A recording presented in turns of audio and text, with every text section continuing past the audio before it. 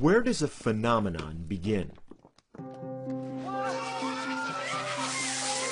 I'm proud to take the Ice Bucket Challenge. Ice Bucket Challenge for ALS. How does a movement start? This starts with one challenge. I am doing this in honor of Pete Frates. Pete Frates. With one name. Frates is swinging the bat today with an awful lot of confidence. As a hard-charging outfielder, Pete Frates was the team captain at Boston College in 2007. That's a grand slam home run for Peter Frates. A lifelong Red Sox fan, his finest moment in baseball came in one at-bat on his favorite field. Playing at Fenway is just, a dream come true for any kid growing up around here.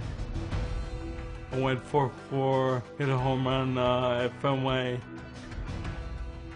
4 years after graduating, Frates was playing in a men's league in Boston in 2011 when he sensed something was wrong with his body. In March of 2012, after months of guessing, a neurologist delivered the news. And he looked straight at Pete and he said, "Honestly, I don't know how to tell a 27-year-old this. Pete, I believe you have ALS." I just started screaming, "Oh my God, my son's going to die." I've always kind of been a positive guy. For me, it was, okay, here's what we're dealing with, let's go to work.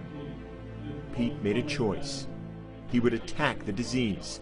He would make a difference. He would make his fight matter. In March 2013, he earned an audience with the Food and Drug Administration in Washington with a simple goal: more attention and more action. I ask of you, let's speed up the process. Let's work together. And let's get this disease a thing of the past. Thank you.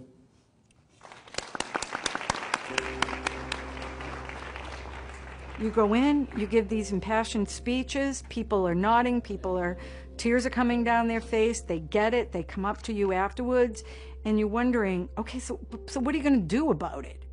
What is the action item? What is the goal?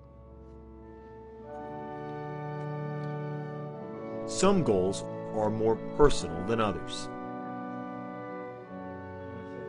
On June 1st, 2013, Pete married Julie, who he'd met 8 months before he was diagnosed. Mr. and Mrs. Peter Frates.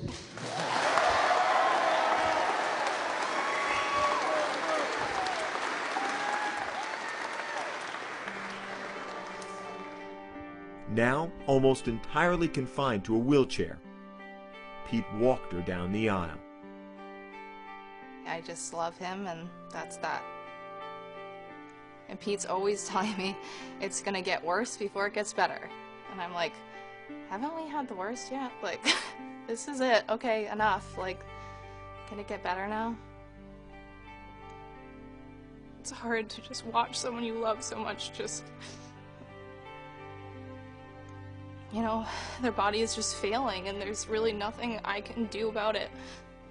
There's nothing the doctors can do.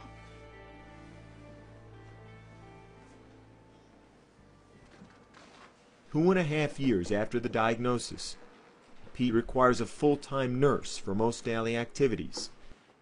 He uses a feeding tube to eat. He speaks through the use of a computer. And in September, he's due to be a father. Back in May, during one of the last times he was able to talk at all, he described that feeling. I can't imagine how happy I'm gonna be with my own little baby. So, how did one man with one fight become the center of a social movement? Last month, one of Pete's friends introduced him to the Ice Bucket Challenge, where people are asked to dump a bucket of ice water over their heads and post the moment on social media. The point? To raise awareness and funds for a given charity. Pete couldn't do it himself, but he could ask others to do it for his charity and his cause, ALS. And this is all to raise awareness for ALS and Pete Frates. Suddenly, athletes all over Boston were doing it. To support ALS and my friend Pete Frates. Then, athletes across the country. Hi, I'm Sidney Crosby, and I accept Ice Bucket Challenge in support of all those with ALS, especially Pete Frates. Then, teams. All right, JT here. Celebrities. Over the head. Families. Everybody.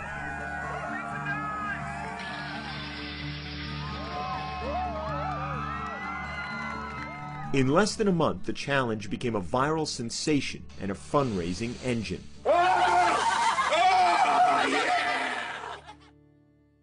The irony is that while Pete Frates challenged so many others, he never took the challenge himself. So, August 14th, in the perfect place, on a perfect day, the outfield at Fenway, Pete Frates did what he's asked so many others to do. You ready for this?